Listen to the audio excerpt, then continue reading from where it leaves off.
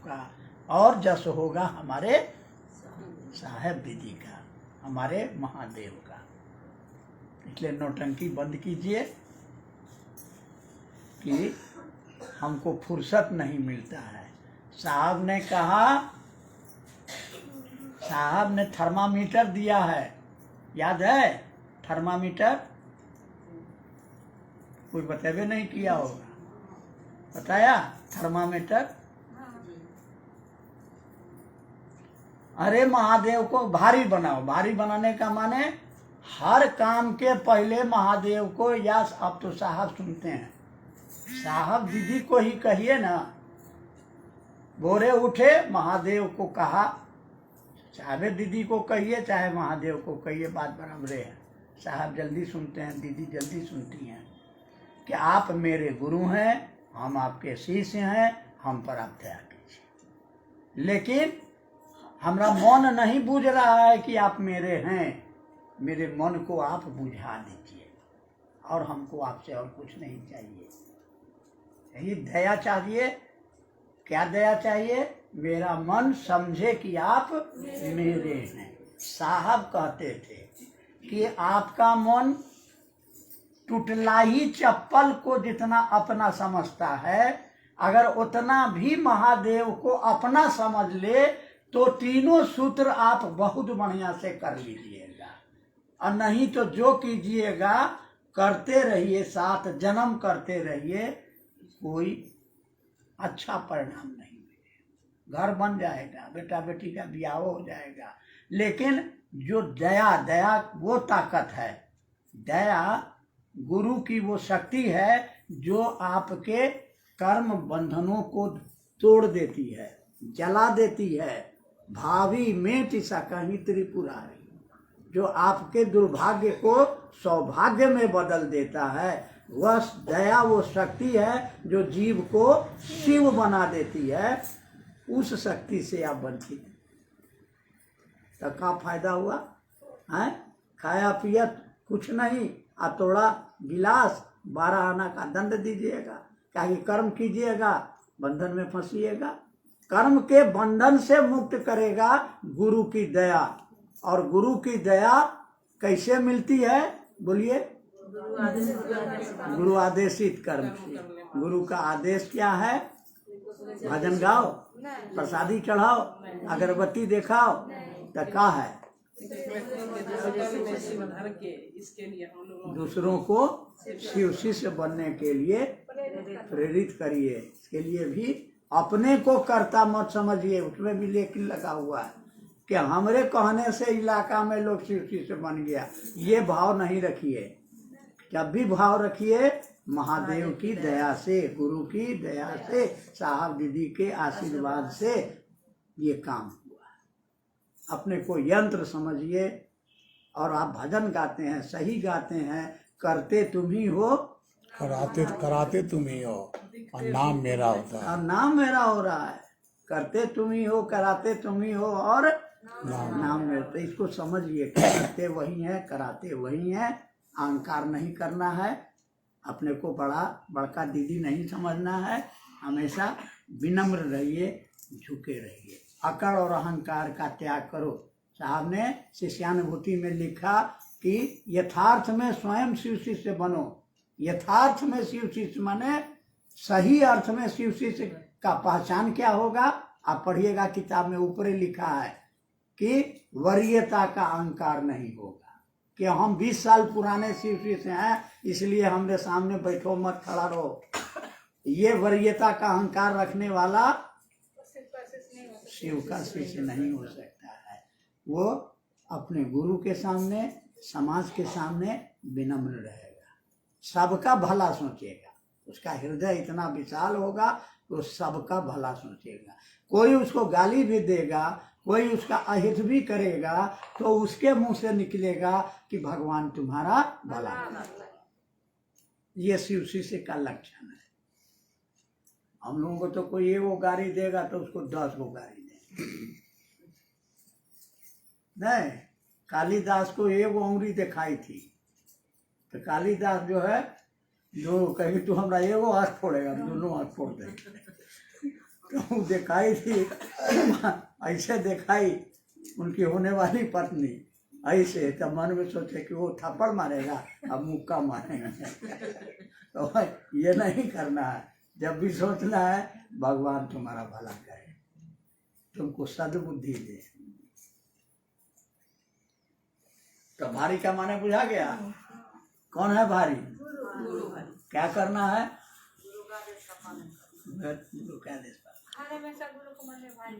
अरे गुरु जब भारी होगा तो हर काम में गुरु को याद करेंगे। पहला काम भोरे उठेंगे महादेव से दया मांगेंगे। दूसरा काम अगर आप करते हैं तो करवे करते होंगे, अगर क्या है मुंह धोते हैं कि नहीं?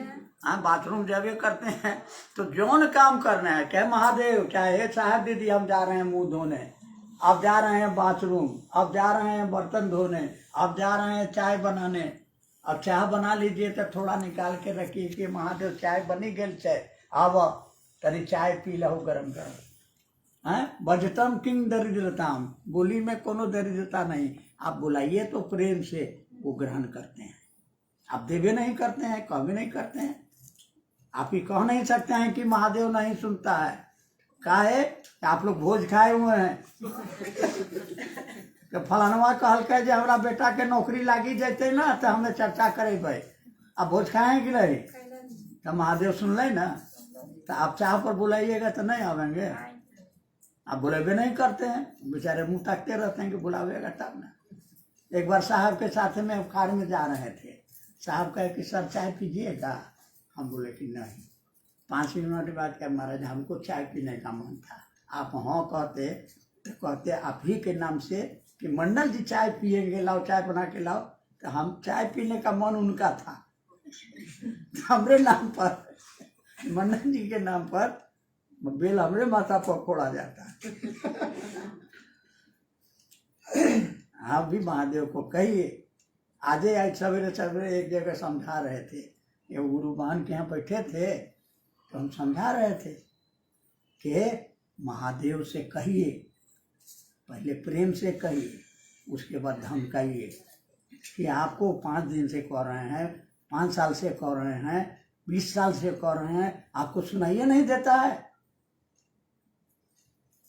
अब झगड़ा चलेगा 5 दिन, अब आपसे प्रणाम पाती कट्टीस देख रहे हैं ना बेलना, तब तक कि वो उन महिदी मिहिदास का या किसी का चेला था, वो जो है बुढ़वा आके बैठ गया। कहा क्या बेलना, महादेव को बेलना? सुनिए सुनिए, आपको हम कहानी सुनाते हैं। वो कहानी सुनाया कि वो गुरुजी अपना चेला को बोले कि हम कुछ दिन के लिए बाहर जा रहे हैं, समय पर ठाकुर जी को भोग लगाना, उनको भोजन बना कर खिलाना। गुरुजी चले गए। चेलवा जो है जितना पीतल का मूर्ति सब था सबको एगो डलिया में लिया, पोखरी में ले गया, रख दिया। कहा कि जल्दी जल्दी नहा लो, हमरो भूख लागल है। तो काहे के लिए कोई सुनेगा? कहा कि सुनो, नहीं सुनाई देते, निकालिए लाठी, डिंगेबे तो सब जल्दी से नहो। जितना उसमें मूर्ति सब था डलिया में से कूट कूट के पानी में जाके नहा वहा के चला आया, लेके आया, सबको बैठा दिया। उसके बाद जो बनाया, भोग बनाया, ला के रख दिया। है जल्दी से खाए ला, हमरो भूख लागल है। आ नहीं तो देखे छो लाठी, जितना मूर्ति था सब गया पत्तल पर, अपना जिसका जो भाग था सब खा गया। स्टॉक में जो चावल दाल खीर था सब खत्म होने लगा। पंडित जी जब लौट के आए तो देखे स्टॉक में माल घटा हुआ है। ये क्या किया रे? तो हमें की करिए, जे बनेलिए सब खाए गए। क्या झूठ बोलता है, बेच दिया है? तो नहीं सरकार, गुरु जी एकदम सच बोल रहे हैं। ये सब मूर्ति सब खल के, हमें नहीं खलिए, हम तो जे हम रोज खाए रहे उतने खाइए। ऐसा देखा, चुरा के देखा सब मूर्ति जो है ना। हम कहा कि जब यह कहानियाँ आप कहते हैं, हाँ, तब तक राम नारायण जी बोले कि मैं कहूँ आखिन का देखा, तू कहे पोथिन का लेखा। जाइए आप मधेपुरा में एगो मंदिर है सिंहेश्वर था। सिंहेश्वर स्थान में, पूछिएगा जाके कि महादेव को कोई प्रसादी खिलाया था, और वहाँ का पुजारी कहेगा कि हाँ 82 में हरिंद्रानंद नाम का एक यहाँ पर ऑफिसर थे, उन्होंने महादेव को प्रसाद चढ़ाया था। फिर महर्षि तारापीठ, फिर महर्षि तारापीठ में प्रसाद खिलाया था। और हम गवाह हैं कि नीलम दीदी शरीर छोड़ दी थी, होली का समय था, पुआ पूरी पकवान बना, लवली साहब की दीदी वो थाल में पुआ हुआ लेके आई, बोले अब उस समय क्योंकि हमारी माँ गुजर गई है तो महादेव से उसका झगड़ा था, बोले कि हम नहीं जाएंगे चढ़ाने वाले। साहब बोले कि तुम ही चढ़ा दो। बोले आप जानते हैं ना महादेव से हमारा झगड़ा है, हमरे माँ को उठा लिए हैं, हम नहीं जाएंगे चढ़ाने, आपको चढ़ाना है तो चढ़ाइए। तो हम थे, वो अमित नाम का एगो और गुरु भाई था, साहब थे, 3 आदमी हम लोग थे। तो अमित लाओ पानी उनी लाओ भाई, हाथ धो करके साहब गए पूजा घर में, जाके कहते क्या है कि हम आए हैं खा लीजिएगा और रख के चले आए। फिर हम लोग बैठे हुए अपना 10 मिनट के बाद गए अमित जाके देखो तो बूढ़ो खाए। बूढ़ो जा करके कहा कि हाँ पुआ टूटा हुआ है, पानी गिरा हुआ है। हम लोग जाके देखे तो ठीक है में पुआ नोचाया हुआ था, लगता था कोई तोड़ के खाया हो, पानी थोड़ा गिरा हुआ था, सब प्रसाद बांटा गया। तो आपको हिम्मत नहीं है, ये आपको कोई बतेवे नहीं किया। अरे उसको अपना बनाइएगा, अपना बनाए हैं तबे ना आपके कहने पर आपका बेटा का ब्याह करा देता है, आपके बेटा को नौकरी दिला देता है। उस महादेव से क्या मांगते हैं आप? पैसा। उससे आप क्या मांगते हैं कि हमारा 4 तल्ला मकान हो जाए? ये बैठे हुए हैं, ये पहली बार इनके नाम की घोषणा हम ही किए थे, और ये आके बोले थे कि हम भगवान को नहीं मानते हैं। हमने कहा मत मानिए, जाइए। लेकिन एक बात याद रखिएगा, बोरा में पैसा बांध के रखा रहे और आपके देह पर 1 पैसा खर्च नहीं हो। आपके घर में 10, 20, 25, 50, 100 जो भी आदमी हो, आपके लिए कुछ नहीं कर सके। जब हर रोज से थक जाइएगा, महादेव गुरु को याद कीजिएगा, महादेव भगवान को नहीं, महादेव गुरु को याद कीजिएगा। वो जो आपको मदद करेंगे, कोई नहीं करेगा। जाइए। चले गए। 3 महीना के बाद इनको लकवा हो गया। इलाज चलिए रहा था कि इनका शरीर 3 लकवा हुआ, शरीर एकदम शिथिल हो गया, ना उठ सकते थे, ना बैठ सकते थे, न चल सकते थे। इंदिरा गांधी इंस्टीट्यूट में डॉक्टर ने कहा कि ले जाइए, इनके लिए धरती पर दवा नहीं है। पैसा तो था, लेकिन पैसा से बीमारी तो नहीं भागेगा, दवाई चाहिए। अब दवाइये नहीं है। इनके माता पिता एक अकेली संतान, जो जहाँ बताया वहाँ से गए, ताबीज लेके आए, भभूत लेके आए, पानी लेके आए, कोई असर नहीं। इनके दोनों बहनों सुबह शाम इनको दुर्गा सप्तशती सुनाते थे, कोई असर नहीं। तो एक दिन इनके मन में विचार आया कि प्रोफेसर साहब कहे कि शिव को गुरु बना लीजिएगा। तो मन ही मन महादेव से दया मांगने लगे, प्रणाम करने लगे, और 1 महीना 11 दिन में इनका शरीर खड़ा हो गया, रोग से मुक्त हो गए। अपने माता पिता को बैठा के बोले कि जिस राम नारायण को आपने पैदा किया था वो मर गया, आज जो खड़ा है वो महादेव का दिया हुआ शरीर है। जब तक जिंदा रहेंगे हम महादेव का काम करेंगे, आपके बीच में कर रहे हैं। पैर टूट गया फिर भी काम कर रहे हैं। कहते हैं कि अगर हमारा दोनों पैर टूटेगा तब भी हम घिस टूट गया काट काट के महादेव का काम करेंगे, लेकिन करेंगे। तो ये हिम्मत, ये हौसला बनाइए। लेकिन होता क्या है, आपको फुर्सतें नहीं मिलता है। आपसे फुर्सत होने के लिए कहाँ कहा जा रहा है। गए वो गुरु बना को कहने गए कि चलिए चर्चा है, तो हो भैया, अरे महादेव ला तो जान हाजिर है, लेकिन की करिए, बकरिया हमार छेड़े छे, अपनी मुँह के छोड़ के कैसे जाइए। तो थोड़ा रहला से बकरिया ठीक हो जाती ना, बुड़बक बनाते हैं। आपको घर छोड़ने के लिए कहाँ कर रहे हैं, आप तो सोचने के लिए कर रहे हैं। मनसा वाचा कर्मणा, आप मन में सोचिए कि महादेव धरती का एक एक आदमी शिव का शिष्य बने, ऐसी दया कीजिए। ये सोच बड़ा कीजिए। आप अपने लिए खाली सोचते हैं कि हम चेला बन जाए, हमारा उद्धार हो जाए, अब बाकी लोग नरक में पड़ल रहे। हम में और साहब दीदी में क्या अंतर है? उन्होंने दुनिया के लिए सोचा कि एक एक आदमी के शिष्यता के दिलों में शिष्यता का चिराग जले। हम और आप अपने लिए सोच रहे हैं, यही अंतर है।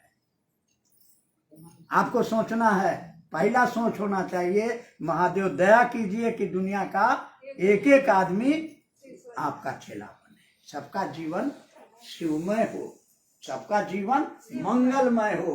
सोचिए तो, अगर दुनिया का सब आदमी सोचे कि दुनिया का एक एक आदमी शिव का शिष्य बने, तो महादेव को साहब ने लिखा है, पढ़े है, शिष्यानुभूति में ये लाइन आपको मिलेगा कि अगर संपूर्ण मानव सृष्टि है, पढ़ा अपना शिष्य भाव अर्पित करने की दिशा में अग्रसर तो गुरु को आना पड़ेगा। तो आप अपने ही से फुर्सत नहीं है, तो पहले तो सोच को बड़ा कीजिए। कौन है आप? महादेव का चेला है, जगत गुरु का चेला है, तो हमारा सोच भी बड़ा हो।